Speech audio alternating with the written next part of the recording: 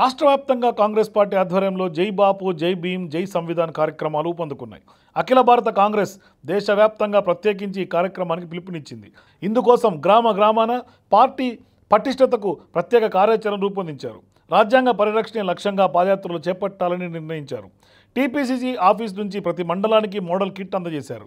పాదయాత్రలో భాగంగా ఒక గ్రామం నుండి మరొక గ్రామానికి వెళ్లిన వేళ గ్రామ అధ్యక్షుడికి ఇవి అప్పగించాలి.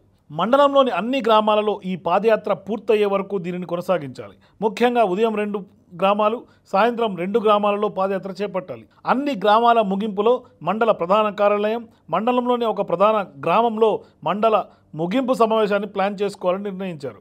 ఈ ప్రోగ్రామ్స్లో పీసీసీ చీఫ్తో పాటుగా స్థానిక ఎమ్మెల్యే, ఎంపీలు, ముఖ్య లీడర్లు పాల్గొననున్నారు.